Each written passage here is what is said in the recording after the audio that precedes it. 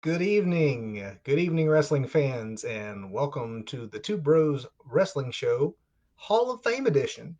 Tonight, in our main event topic, we are going to be taking a deep look into the WWE Hall of Fame and the upcoming ceremony, which, of course, is going to include both the class of 2000 that didn't get their moment last year and 2001, 2020. That's what a long year it was, and 2021. But we're going to look at each of those folks that are going to go in. We're going to talk about the merits of each. Would love to know what you all think. If you think that some of these candidates are maybe not worthy of the Hall of Fame, but we're going to talk about even their favorite matches, so that way you can, get into some preview mode, if you will, prior to WrestleMania week.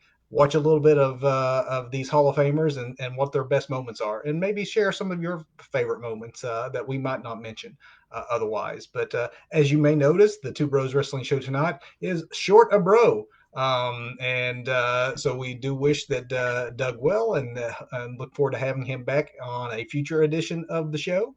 And so I'm going solo tonight, guys. So hang with me. And we will, though, start as we normally do. That's right. Opening bell. So before we get to the main event and all that we have going on in the world of the Hall of Fame, let's talk about the news for the prior week. Hall of Fame related, though, we'll start off with our first news item being Batista, who was originally supposed to be the headliner for the 2020 edition of the WWE Hall of Fame, is now not going to be participating in this year's ceremony. It is because of a scheduling conflict that he is unable to make this new date. They are recording the Hall of Fame this week, and therefore they hope to have a time when Batista can come back and headline, as they had originally intended, the WWE Hall of Fame in a way that they could use his star power to help sell some tickets when fans are able to actually attend. So Batista not going into the Hall of Fame this year. A follow up to a news item that we mentioned last week, and that was Andrade asking for his release. As we reported, that was originally denied, but after the Fastlane pay per view, they were able to come to an agreement, and Andrade was granted his release by WWE. The interesting thing about this is that Dave Meltzer from the Wrestling Observer and other outlets are reporting that the release does not contain the standard 90-day no compete clause that they usually throw into those releases, which means Andrade, if that is in fact true, will be able to sign as soon as he has an offer that he finds amenable to him. So he could be popping up at any point in time. So I can't imagine, considering the talent, the high profile of his release, who he is engaged to, all of that wouldn't make him extremely interesting to a Tony Khan at AEW, or obviously any other wrestling promotion that'd be lucky to have the services of Andrade. But Andrade no longer a part of World Wrestling Entertainment. Related to Andrade, amid the speculation as to her whereabouts, the fiance of Andrade, Charlotte Flair, has come forth to reveal that she has, in fact, been battling a COVID-19 diagnosis, and that is why she has not been on television, and not because of the drama surrounding her fiance. And that's good news for Charlotte Flair fans who were worried that maybe, the Charlotte was disgruntled by all that has been going on and might be going out the door with Andrade. That does not appear to be the case.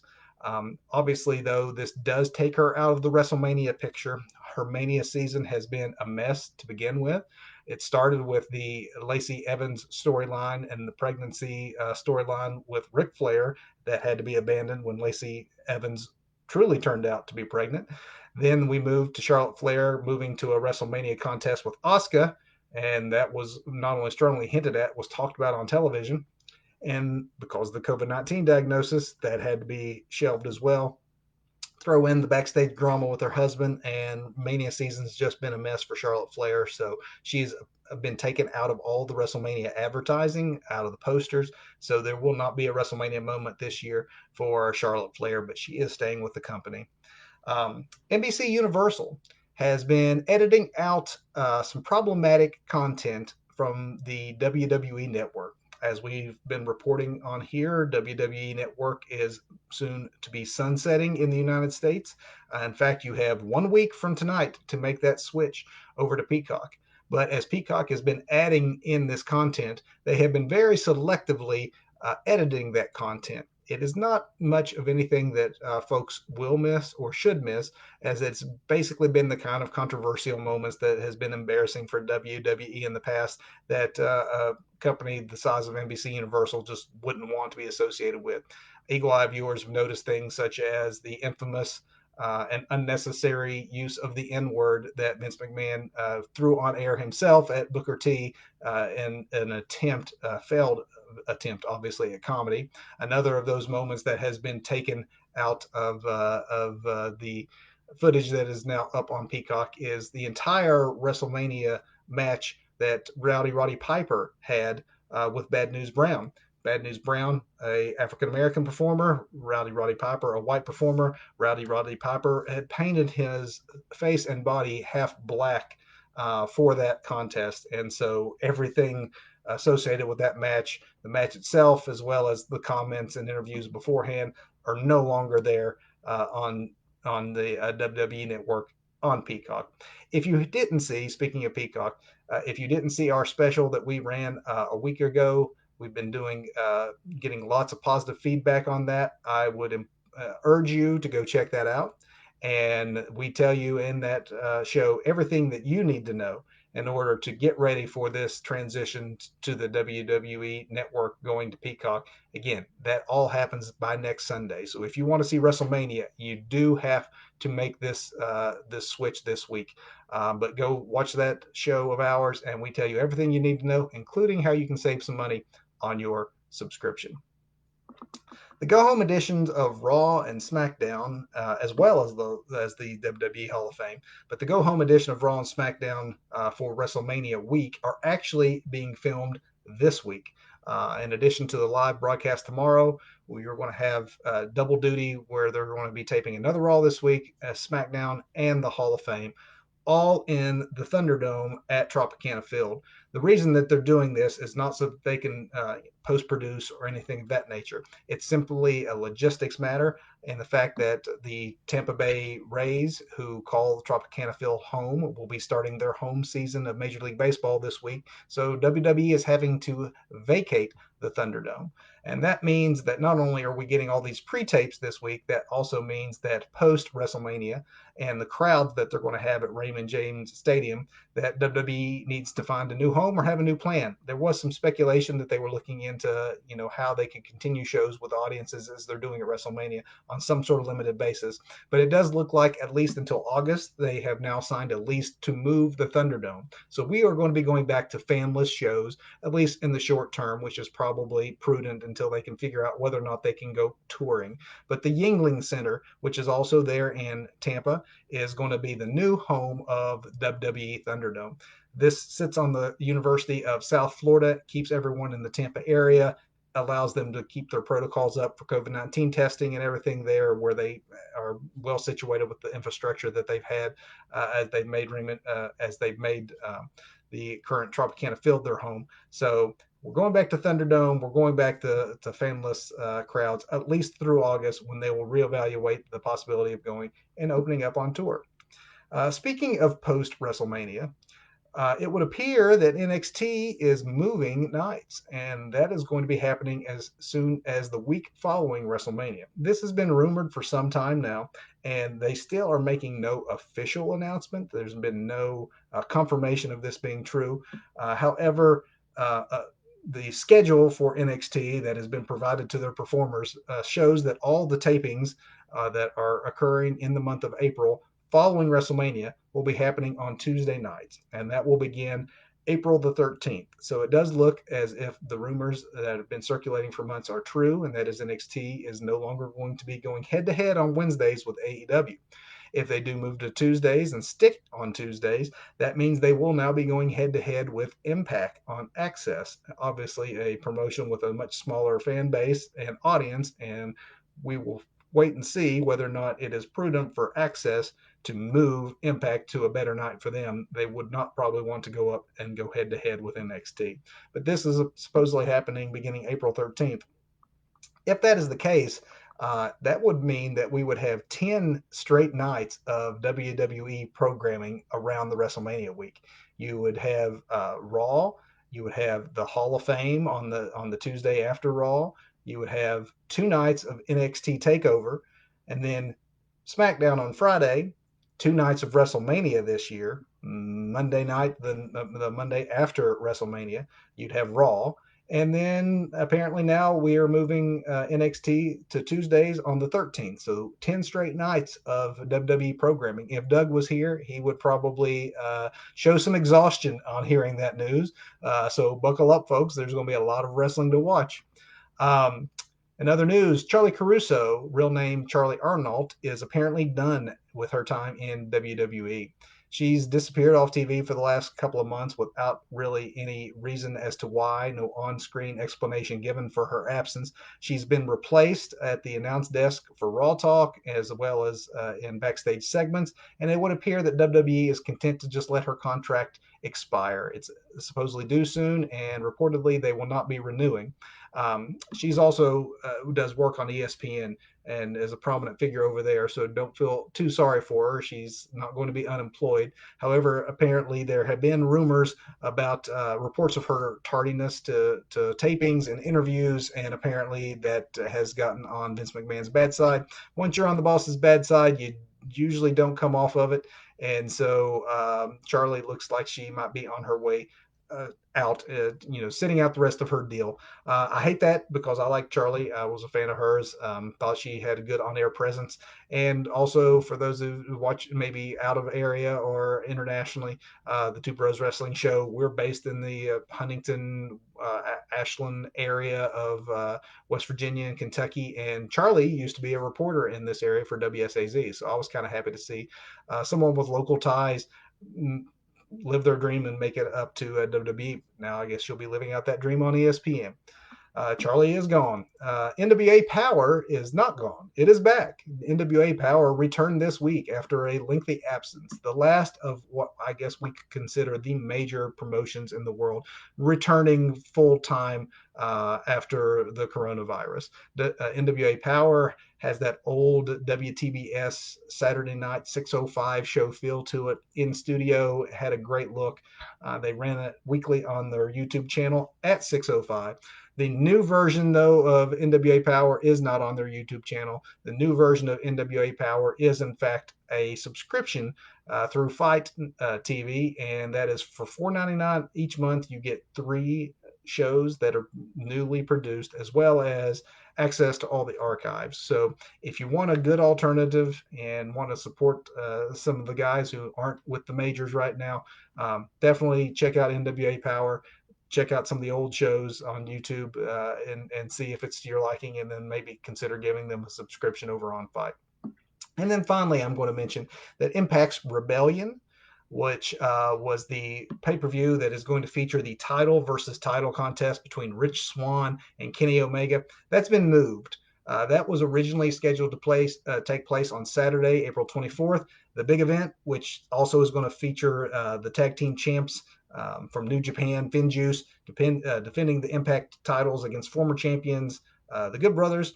That pay-per-view is now going to be taking place the next day on Sunday, the 25th. The reason for this is UFC has a very big pay-per-view scheduled for the 24th, and they were worried about the buy rate if they tried to compete head-to-head with it. So Impact moving Rebellion to the 25th on a Sunday night. Very similar to what AEW did with their last pay-per-view, running on a more traditional Sunday instead of the Saturdays that they have ran, going on a Sunday as WWE has prone to do. And that is the news for this week. And we are ready to move into our main event topic. And I do wish Doug was here to participate in this, because I know that he is going to have some thoughts on some of these Hall of Famers, and hopefully you all do too. So please make sure you just leave them here in the comments and let us know if you think that these are all worthy Hall of Famers, because the WWE Hall of Fame is, for better and worse, is a product of Vince McMahon and his organization, so it's always going to have a WWE bias. This was not originally intended to be a professional wrestling Hall of Fame. It is the WWE Hall of Fame. However, because they are the custodians of much of wrestling's history, there are a lot of folks who get inducted in that aren't just as loyal, rewards to those who've been loyal to WWE. A lot of times they put in folks of more of a historic nature who maybe don't have a whole lot of WWE exposure in their time. And as such, they have become sort of the de facto celebration and honoring of those men and women who have come before in previous wrestling generations.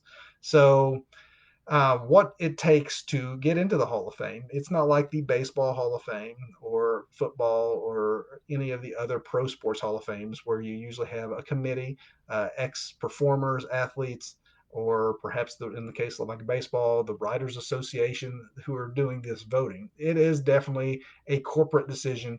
Vince McMahon being the head of that corporation, if he wants you in, you're probably getting in. If he's holding a grudge, you're probably not. So it does make each year rather open to question as to the true merits of some of the inductees.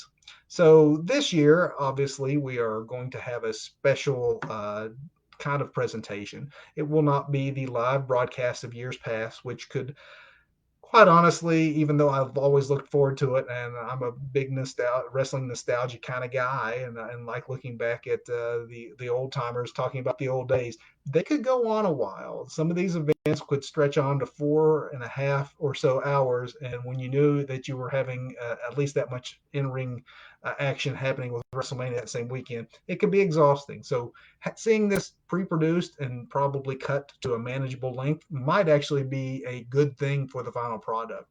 Again, the WWE Network is going away, so this year's Hall of Fame is going to be taking place, at least airing, on April the 6th, exclusively on Peacock.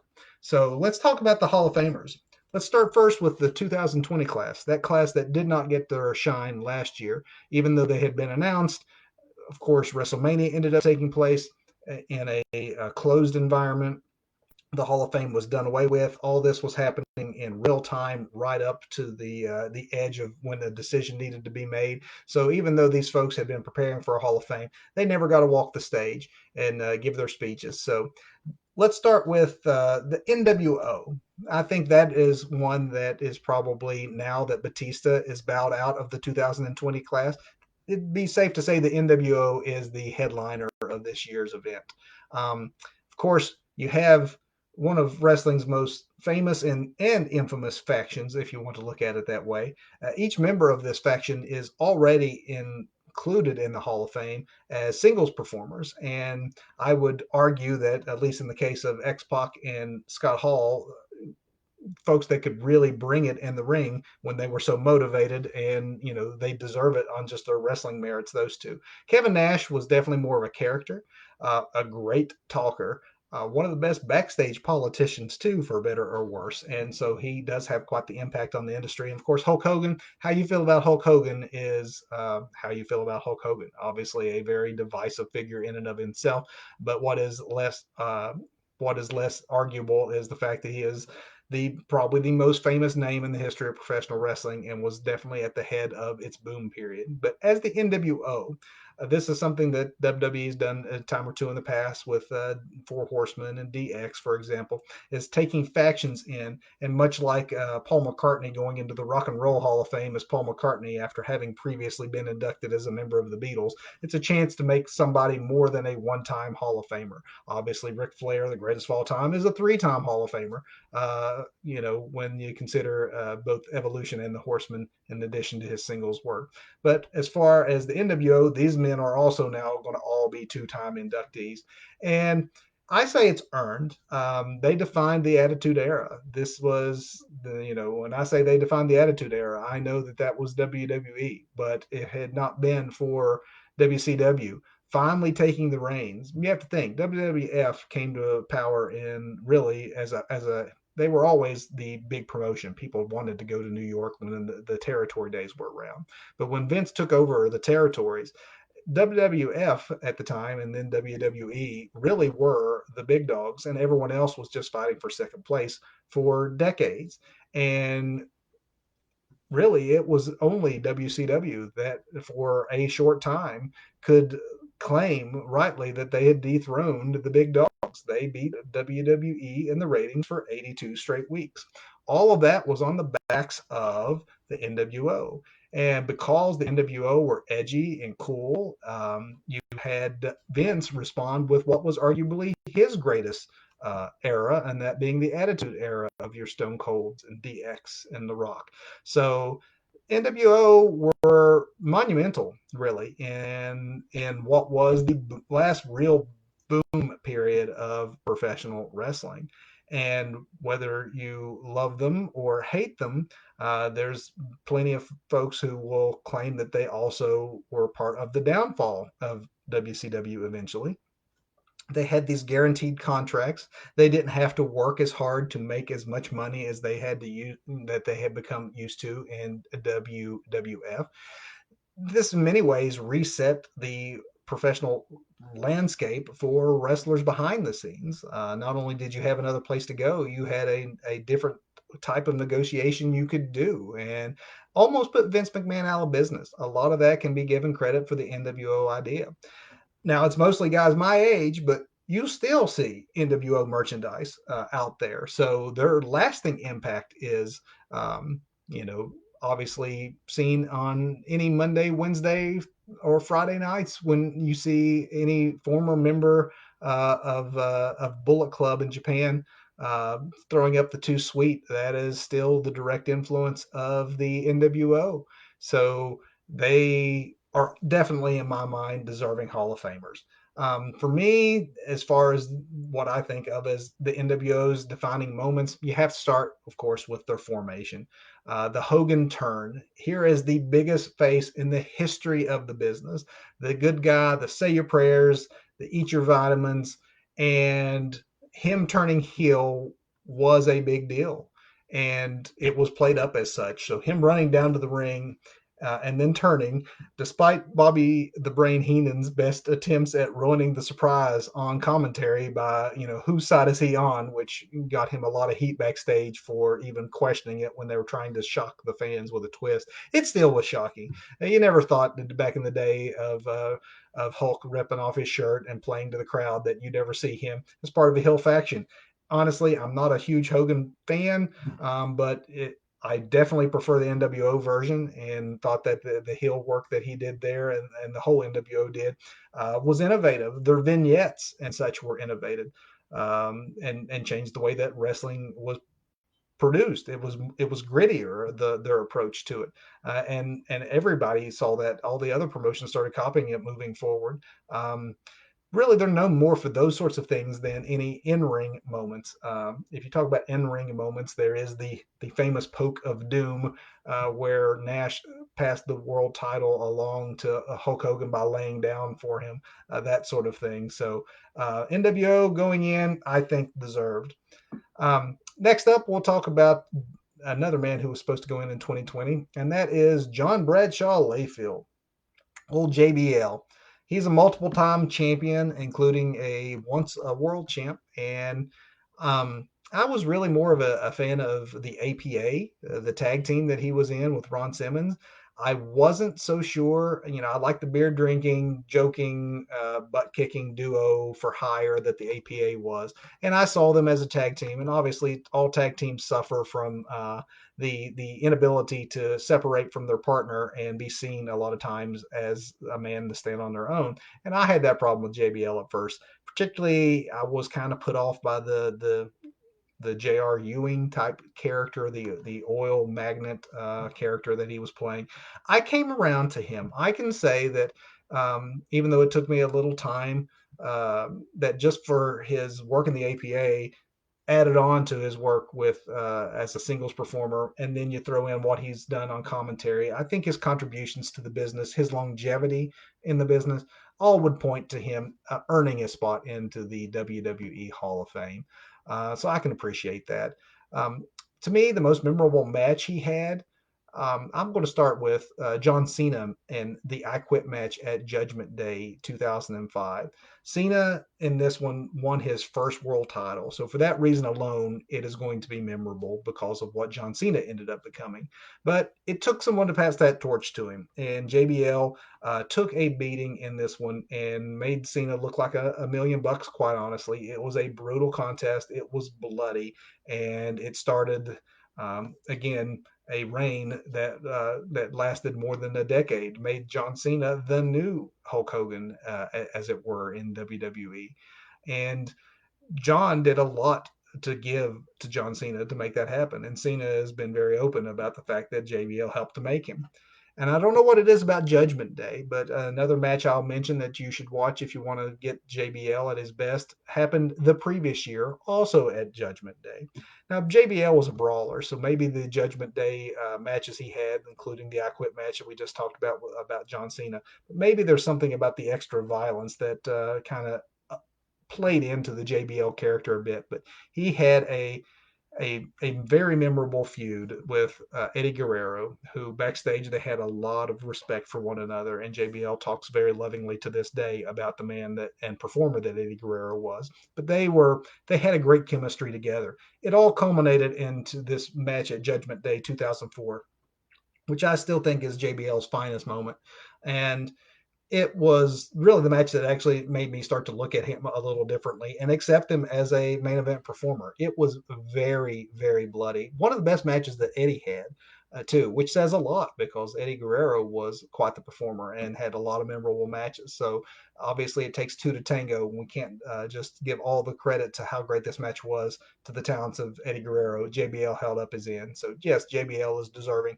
as to going into the Hall of Fame. Check out those two Judgment Day matches if you want to see proof as to why.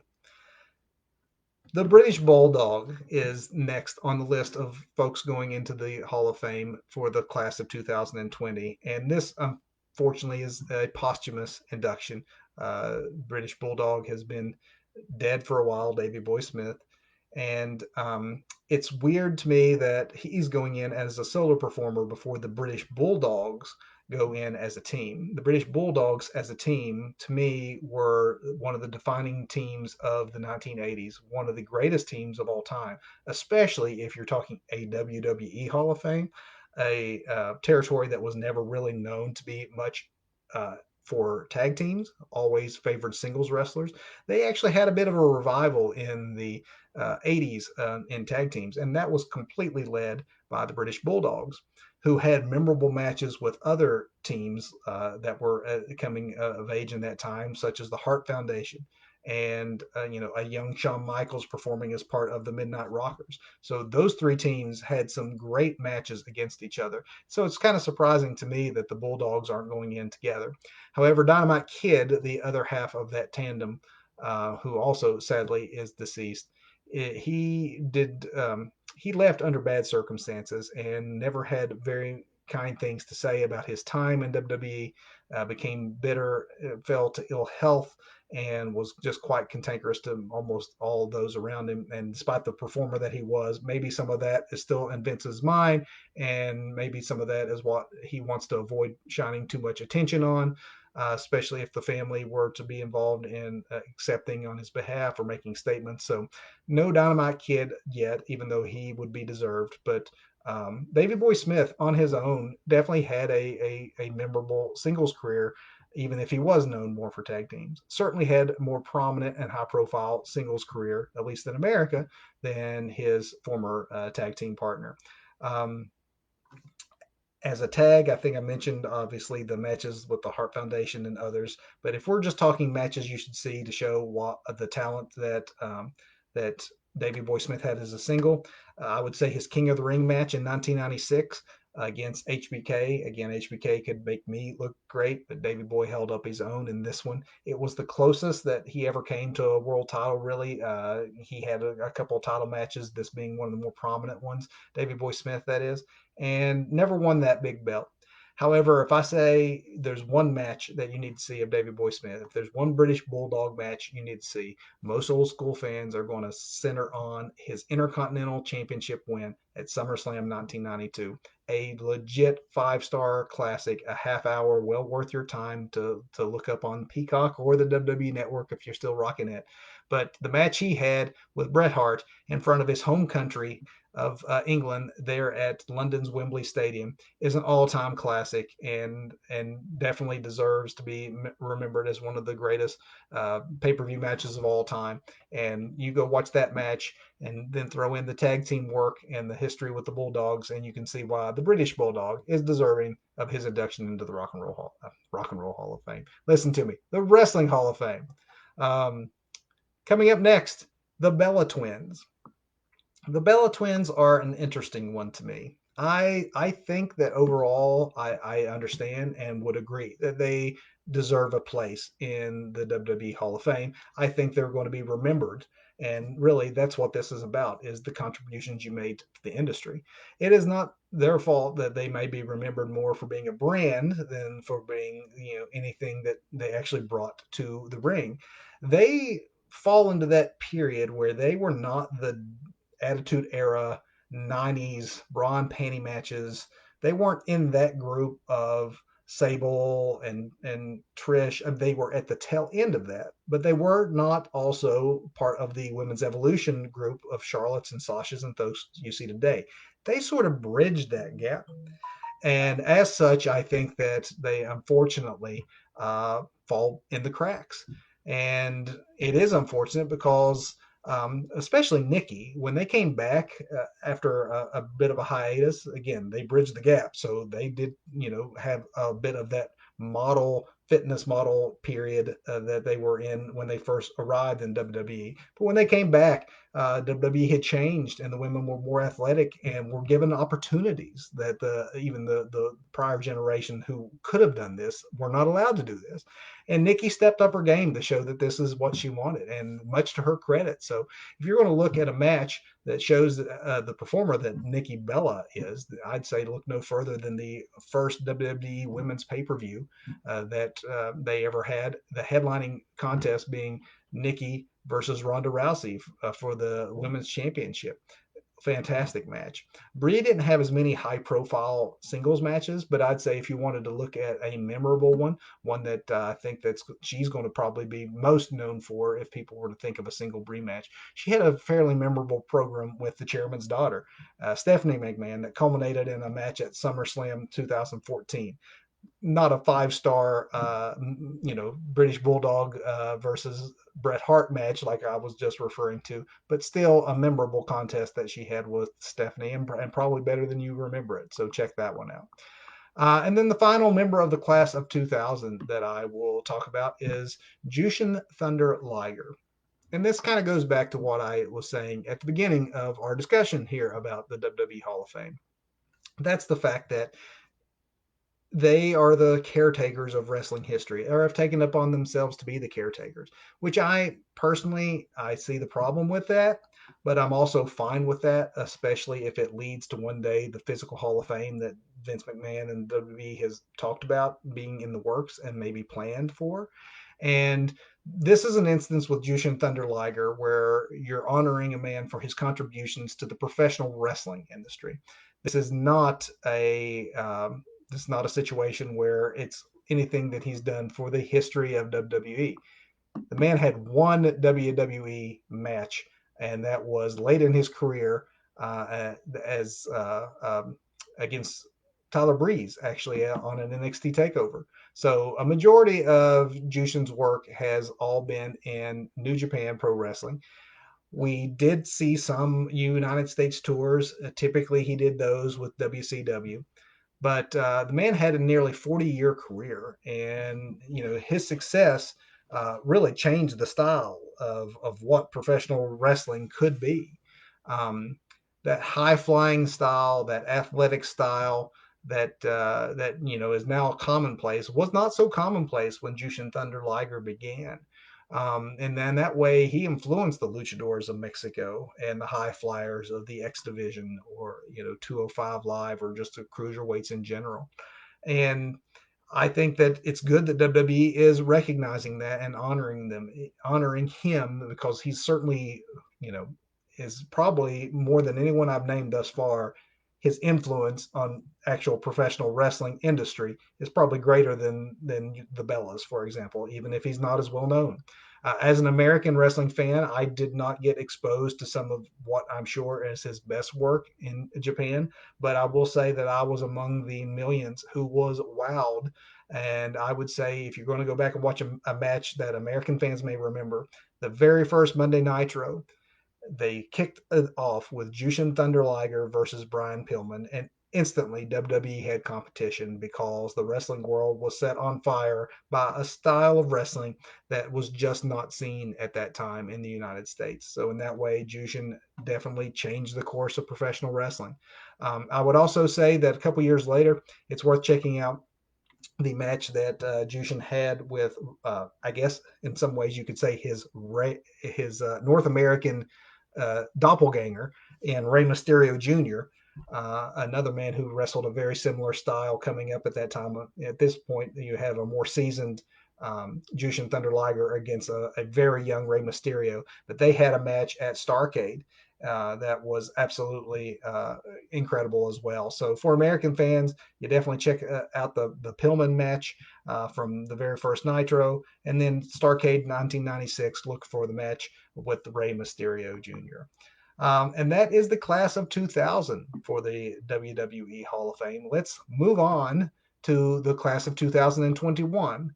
Again, they're doing these classes combined. They're doing this event pre-taped, so I think there has been a conscious attempt at keeping the number of new inductees from 2021 manageable, so that they can make the length of the event manageable. Which, if it means getting everyone their shine from last year while adding a few worthy individuals this year, I'm all for that. So let's start with, to me, one of the headliners of this year's class, and that would be Kane. Um, I think that we could say that the mayor of Knoxville is maybe the most deserving politician in the WWE Hall of Fame. But I think that Kane in general is definitely going to be going. He will go down as one of the best gimmick wrestlers of all time, and it is a gimmick. The big red machine is a gimmick, but much like the Undertaker on a lesser scale. Most gimmicks are short lived. Undertaker gimmick is the best gimmick of all time, in that the man was able to evolve it and wrestle as a gimmick wrestler and keep the persona, but just adapt it for the times. To a lesser extent, his storyline brother Kane did the same. And it was justice, really, for Glenn Jacobs, the man who portrays Kane, in the fact that previously he had been given two of the absolute worst gimmicks you can possibly imagine. First appearing as Isaac Yankom, the wrestling dentist, back when every wrestler had to have a really stupid gimmick that was tied to some sort of profession. And maybe almost as bad is he was also the fake Diesel. When Kevin Nash left WWE, WWF at the time, for WCW, they still owned WWE still owned the characters Scott Hall and the character Diesel, and Razor Ramon rather, and Diesel, and so they just replaced them with new actors, and Glenn got to be the fake Diesel. So after being a fake dentist and a fake Diesel, he got to be the Undertaker's brother, and there's no doubt about it that the man made the most of this. I would argue that more than his in-ring work, I think people, when they think of Kane and remember Kane, they're going to remember him for the moments he provided, uh, more so than the matches that he had. Um, Not that they didn't have some memorable matches. I think that his contest against his brother, particularly early on in their feud, were memorable. Particularly, I'm thinking of WrestleMania 14 in Boston. I think that's a really good match that holds up, of brother versus brother. But again, it's those moments, I think, that fans are going to remember Kane by. For example, his many Royal Rumble appearances. He has been in 20 Royal Rumbles, and even though he's never won one, he has more eliminations and more ring time than anybody in Royal Rumble history. So You also have the ongoing storyline played out WrestleMania to WrestleMania that he had there for quite some time with Pete Rose, which was hilarious. And I think that that is, again, this is the WWE Hall of Fame, so you're in it for as much the entertainment part as the wrestling part. He could wrestle a good big man style, but definitely those moments are what he's most known for. Personally, I always found his work as a tag team better really than I enjoyed him as a singles performer. I think of him in his prime. I think about that tag team he had with X-Pac. I thought they were very effective as the big man, small man duo. And then later in his career, when maybe the skills were diminishing a little bit, and so he had to rely a little bit more on personality, he showed that personality in the comedy that he and Daniel Bryan pulled off as Team Hell No. So, yes, Kane absolutely deserving of his spot in the WWE Hall of Fame. Molly Holly. Let's move to Mighty Molly.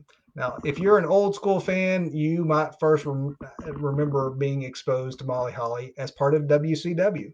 She was there for a cup of coffee. It was very brief, but Mrs. Madness is what she went through there, and she was part of a faction with Randy Savage, who legitimately had brought her in, wanting her to train his real life girlfriend at the time, Gorgeous George, and as part became part of the act. And eventually, when WCW went under, her contract was purchased, and she made her way to WWF, where she made her a name for herself again during a time like I was talking about earlier with the Bellas.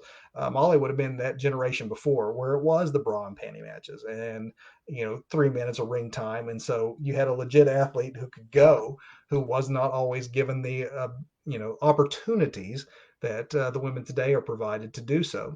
But with what screen time she had, Molly fought the good fight and showed many of today's wrestlers who have broken through that glass ceiling that it was possible that they could, have a career in this that is parallel to the men. And I think that her time as Mighty Molly, as part of the shtick that was going with Hurricane Helms, is probably what a lot of fans will remember her for. It showed her personality, showed that she was more than just a one-dimensional wrestler, that if given the opportunity, she could show that side, and she made the most of that as well. If you're going to look at a match, though, go look at the match she had at WrestleMania 20. It was a hair versus hair match she had with Victoria. Victoria, another of those that didn't fit the mold really of the just there because I didn't, get my modeling contract. Victoria could go. She was a wrestler's wrestler. And these two ladies took the opportunity to take the biggest stage and do something that women just weren't allowed to do, and that is go hair versus hair.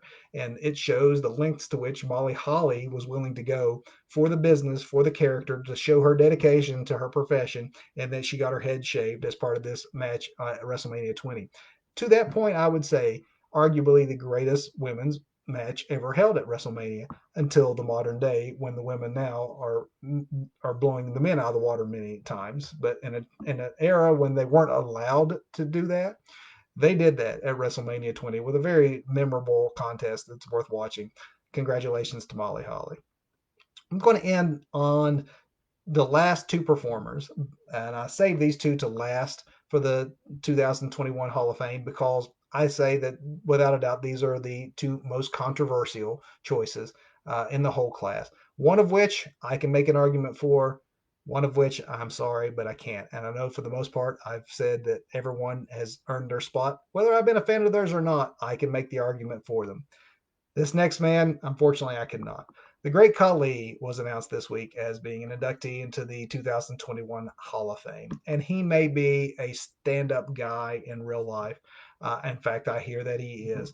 And he may inspire many from his country to follow the sport and get into professional wrestling. And to that, as an ambassador, I would say kudos. But there is nothing that Great Khali has done in the ring or as a character that you could say justifies his placement in the WWE Hall of Fame to me. He the language barrier kept him from being memorable on the mic. He had a lumbering style and health issues, quite honestly, that just really prevented him from being athletic in the ring. Even if you judge on a curve by big man standards, Big Show, Kane, Undertaker standards, the Great Khali was not a great athlete and therefore did not leave much of an impression in the ring or on the microphone. Now, there's definitely something to be said for being the very first WWE world champion of Indian heritage, and I respect that and totally understand how that could hopefully inspire men and women from Indian descent that they too could rise.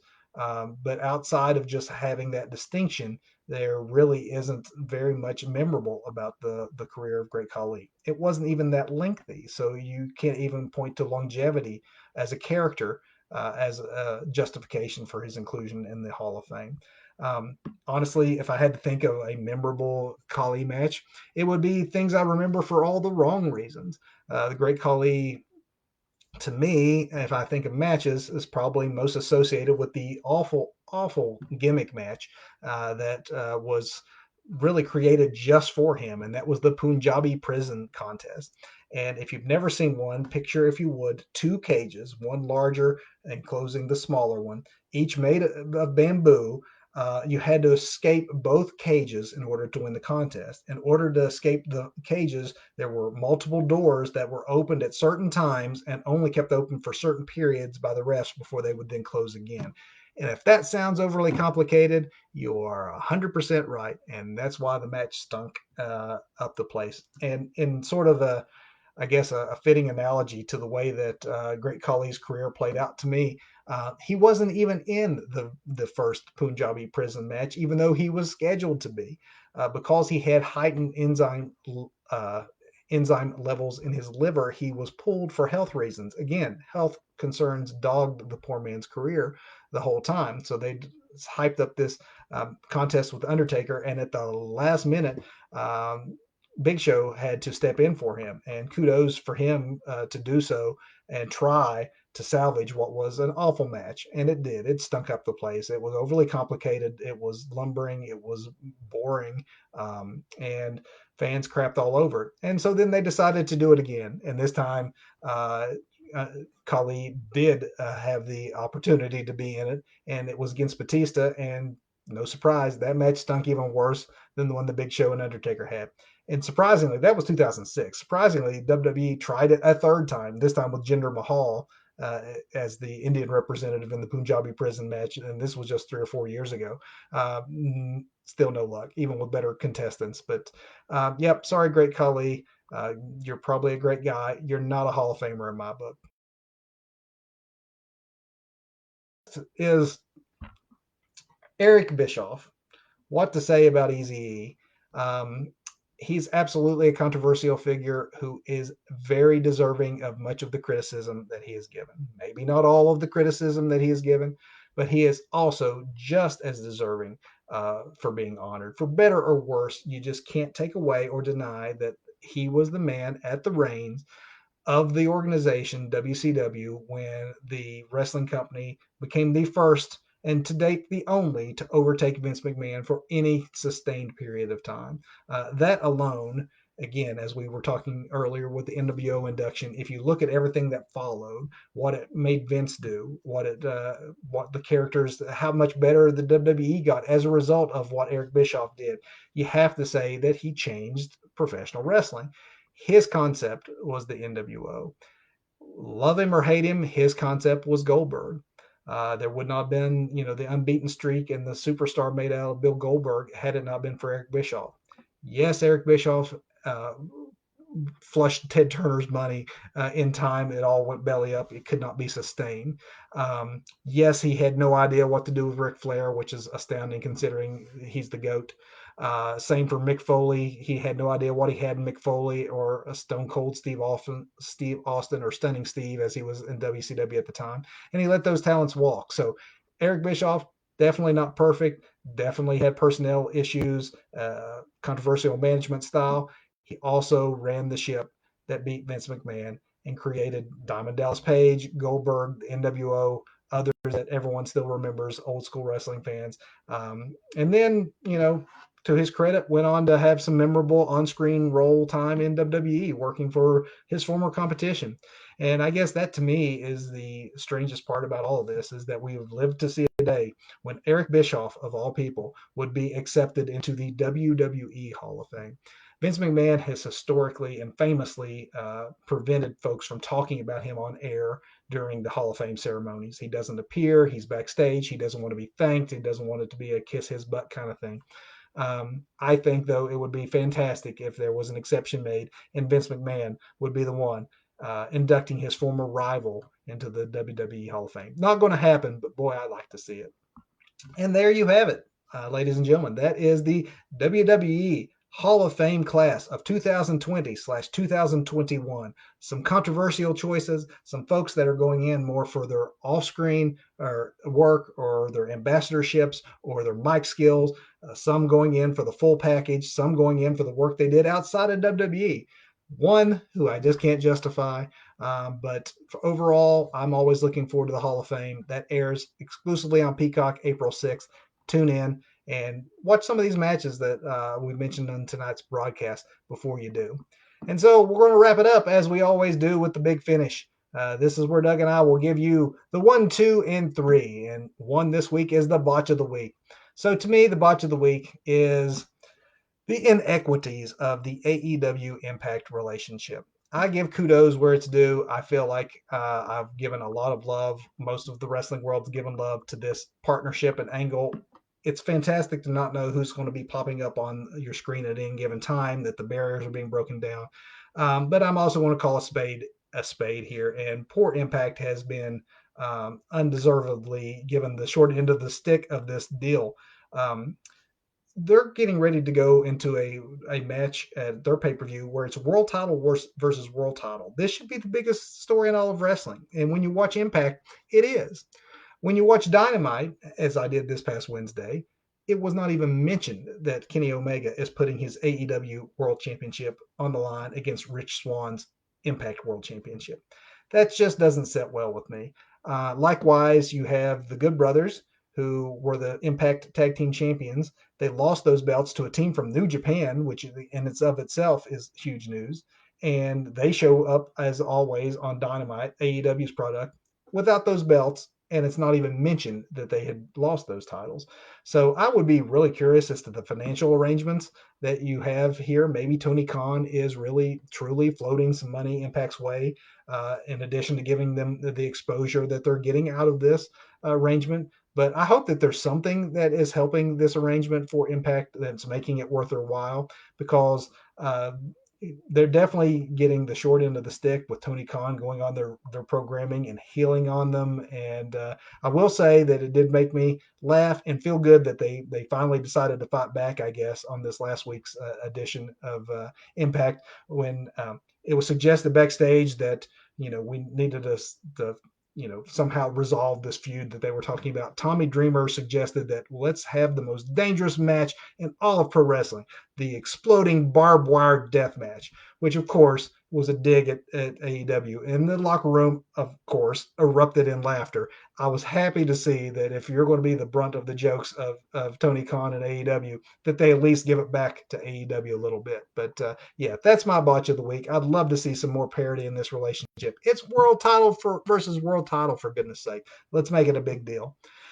Performer of the week, the good doctor, Britt Baker. I know earlier I was talking about Isaac Yankom as a wrestling dentist, a fake wrestling dentist, and a bad character. This is a real wrestling dentist and a great character. She came in with that character, and of course that made her unique. But I'm giving her my performer of the week because honestly, she had the good character gimmick. She didn't have the heel character down. You go and look back 2 years at the starts of AEW, I don't know that there's a better performer in all of wrestling as far as improvement goes, both in the ring and especially ownership of her character, than Britt Baker. This past week on Dynamite, the Good Doctor was taking the praise that she rightly got for probably the greatest women's match I have ever seen, and that was 2 weeks ago, her and Thunder Rosa in that lights out match on AEW. Set the bar for what women's wrestling could be and should be when you're talking about that level of violence. The men couldn't do that. There was not as many people talking about the violence in the death match of AEW recently as what was talking about the women's match that Thunder Rosa and Britt Baker had. But I digress. The hardcore legend himself, of all people, was giving a thumbs up. And so Britt Baker took her time, her interview time this week, to let Mick know that she didn't need his thanks and didn't want his thanks, and that she had accomplished more in one night in hardcore than he had in his pathetic career, which was just brilliant heel tactic. And I'm sure Mick himself loved it, even though he took Twitter as if his feelings were hurt. I'm sure he's playing the role too. But it was just an example of Britt Baker being one of the most intriguing performers in all of wrestling right now, and certainly the most improved in my mind. Performer of the week, the Good Doctor. And then finally, folks, my match of the week. If you're only going to see one match this week, go out of your way to see the only real match of significance that came out of last week's pay-per-view contest. Fastlane, WWE presented it last Sunday. You can check out our review of the whole show here on the archives. But the main event of Roman Reigns and Daniel Bryan, fantastic match. Was so good that it's managed to work Daniel Bryan into the world title match at WrestleMania, which for a performer who has put as much into the world of professional wrestling as he has, and a genuinely good dude, I'm happy for him. So kudos to Daniel Bryan. But it should make you excited. The match that he had with Roman Reigns may be the best match I've ever seen Roman in. And so it gives me high hopes that when you add Edge to the mix, add fans to the mix, add the WrestleMania stage to the mix, that we might be looking for something special that steals the weekend of WrestleMania. And so go watch Daniel Bryan, Roman Reigns, both men doing a bang up job. Doug would normally be here to give his match of the week, so I'll give you a second one. Once you're through watching that one, go check out one that's probably less seen because it's not on pay-per-view. But Sam Gradwell versus Ilya Dragunov on NXT UK. Those folks sometimes get overlooked. They had a fantastic contest, hard-hitting contest as well. Check it out from this week's WWE NXT. That is the One Bro Wrestling Show. Me doing a whole lot of talking about the WWE Hall of Fame. Hopefully you learned a little something. Hopefully you figured out a few matches that you might not have seen that you want to check out to see the merits of these relative Hall of Famers. Watch the broadcast on April 6th. Let us know what you think of the Hall of Fame. And then tune back into us next Sunday night when we hopefully will have Doug here, because it is a great show planned for you Sunday at 8 o'clock. We are in WrestleMania season. This will be the start of WrestleMania week. We're going to have a very special broadcast where we're going to go break down all the matches, predict the winners, tell you how we got there, which ones we're excited about, which ones feature Bad Bunny, and the like. So, folks, thank you for tuning in. Appreciate it very much. See you next Sunday night. Good night.